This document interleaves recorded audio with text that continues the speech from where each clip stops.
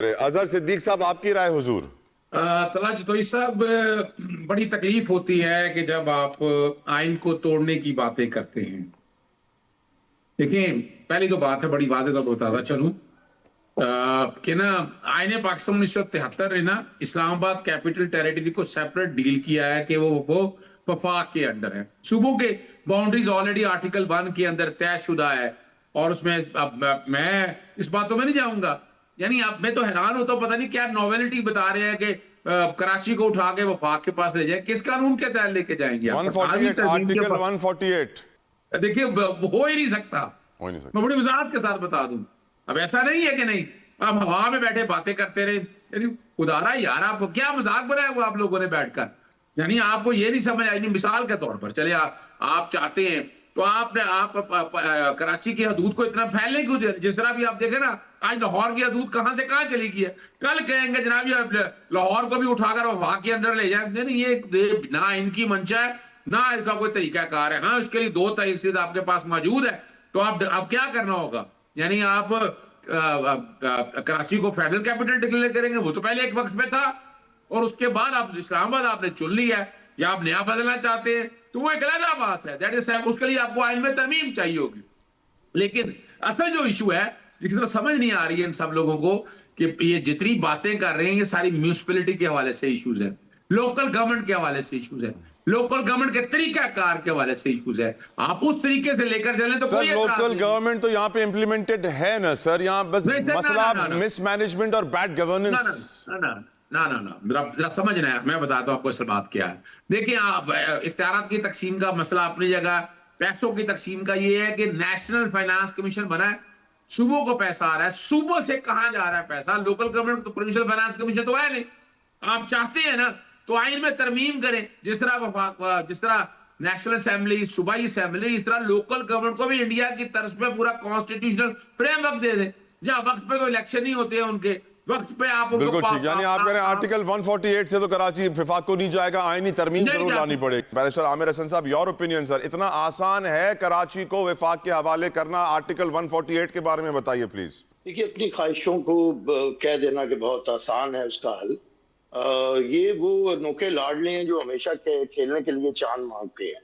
मैं एमकेएम की सियासी हैसियत को आज के वक्त में बिल्कुल तस्लीम करने के लिए तैयार नहीं हूँ।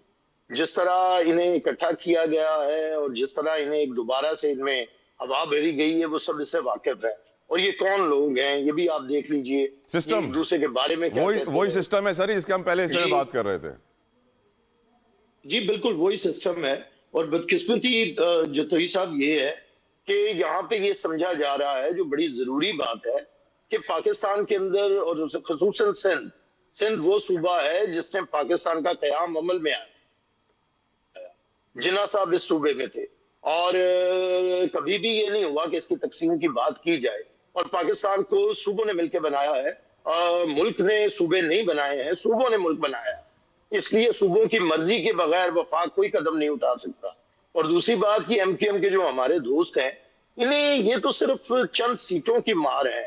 ये 2-3 वजारतें हैं जो इनकी कीमत लग जाती है, या मुशर्रफ के दौर में गवर्नरी इनकी कीमत लगी, जिसके बाद इन्होंने अपना हक समझ लिया। बैरिस्टर साहब, तो मैं ये समझता हूँ कि if I was to ask you sir, जो ताकतवर हल्के हैं, जो बड़े बड़े तज्जियाकार हैं, नामवर लोग हैं पाकिस्तान की, जो लिख रहे हैं कॉलम्स, वो कहते हैं कि सियासत इस वक्त रियासत के ताबे है। तो अगर रियासत ये फैसला कर ले तो क्या ताबे सियासत उसको रद्द कर सकती है? क्योंकि आप देख रहे हैं कि वजीर आजम का इलीगल ऑर्डर भी एक ब्यूरोक्रेट को मानना पड़ रहा है मौजूदा सिस्टम में। तो सियासत में इतनी पावर है कि रियासत को बोले कि मैं ये फैसला कबूल नहीं करूंगी। देखिए तला साहब, अगर आप बड़ा एक इंटेलेक्चुअली भी इस चीज को देखें तो रियासत सियासत के ताबे होती है। रियासत के ताबे ही सियासत होनी चाहिए, इसमें कोई बुरी बात नहीं है। रियासत ही मेन चीज होती है जिसके लिए सियासत की जाती है। सियासत कोई रियासत से बाला था तो कोई प्रैक्टिस नहीं है जो करनी है। लेकिन बात यह है कि क्या सियासत है? ये सियासत है जिसे हम समझ रहे हैं। रियासत क्या है और सियासत क्या है? अगर इस पे आप आ जाएंगे तो रियासत ही सियासत तश्कील देती है, वो सियासत जो रियासत के लिए की जाए। अब मैं ये कहता हूं कि इस रियासत ने फैसला किया कि सूबाई खुद मुख्तारी होगी, नहीं दी गई, आइन के अंदर आइन नहीं बना, मुल्क 2 लख्त हो गया। सर इजाजत है बैरिस्टर साहब, अरशद साहब के पास वक्त कम है, हालात के अंदर मैं एमक्यूएम पाकिस्तान को शामिल करना चाहता हूं सर इस गुफ्तगू में। जी जल्दी कंप्लीट कर लें आमिर साहब, अगर आप करना चाहते हैं प्लीज जल्दी से मैं सिर्फ एक फिक्रा कह लूं, फिर कर दीजिएगा सर। तो ये पाकिस्तान ने ये फैसला किया कि अब सूबाई खुद मुख्तारी होगी। अब कोई यहाँ वहां के ये जो किसी के पैरोल के ऊपर हैं लोग, अगर ये तकसीम चाहते हैं तो कुछ भी हो जाए, इनके ख्वाब ना इल्ताफ हुसैन के ना पूरे हुए थे ना ये वाले ख्वाब पूरे होंगे, बिल्कुल ठीक, ये ख्वाब पूरे होने वाले नहीं है। अरशद वोरा साहब, एमक्यूएम पाकिस्तान बार बार कह रही है कराची को विफाक के हवाले करो, एक नोटिफिकेशन की मार है ये। मैं हैरान हूं कि एक नोटिफिकेशन क्या ऐसे कर सकता है वोरा साहब, आपके ओपिनियन में सर? लेकिन यहाँ सवाल तो ये है कि कर सकता हो या नहीं कर सकता हो की बात बिल्कुल इंटायरली डिफरेंट है।